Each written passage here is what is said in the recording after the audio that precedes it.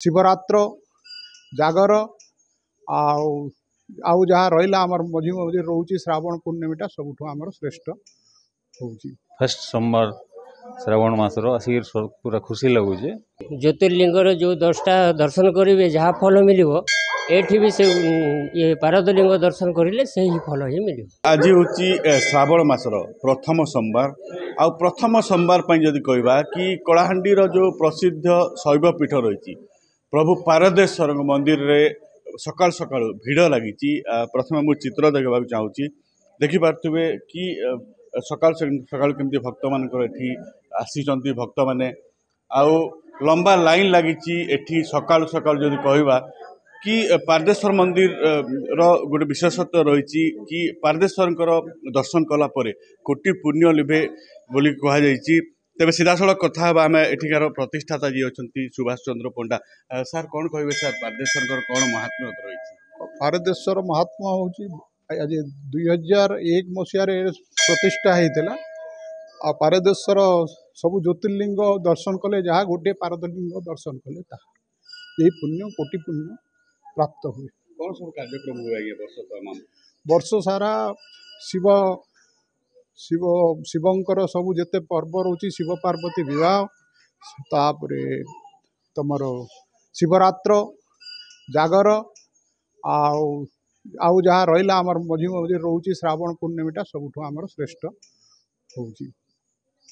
तो शुणुले प्रतिक्रिया आम कथा होलु जी प्रतिष्ठाता रही सुभाष चंद्र पंडा सी कहते कि जेहेतु यहाँ हूँ सर्वबृहत लिंग रही ओडिशार सर्वबृहत पारदर लिंग एठी पूजा पाती से मंदिर विशेषत्व रही जहाँ कहते कि 10 गोटी ज्योतिर्लिंग दर्शन करने द्वारा जो पुण्य मिलता है से समान पुण्य पारद लिंग दर्शन द्वारा मिलता है बोलिकी जहाँ कह जाए। आज्ञा आज्ञा कौन कहे आज्ञा कौन आज्ञा आज्ञा केते शांति दूसरी आपको?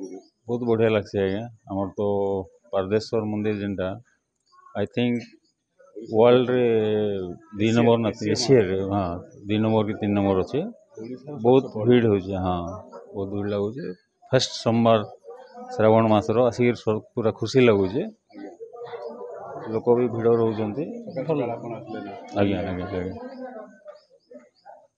शुणुले ये जड़े भक्त थे आम सागर कथा होलु आ कि चित्र देखा चाहूँ देखिपे कि जेहेतु पारदेश्वर मंदिर विशेषत्व रही।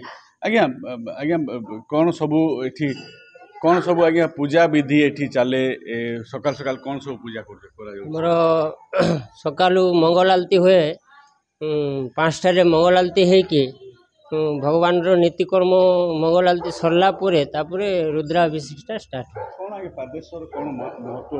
पारदेश्वर ये देखो 10टा माने जो ज्योतिर्लिंगर जो 10टा दर्शन करेंगे जहाँ फल मिल एठी भी से ये पारदलिंग दर्शन करें से ही फल ही मिल।